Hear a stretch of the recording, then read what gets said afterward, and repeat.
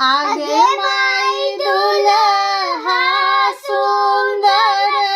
मुख पनाम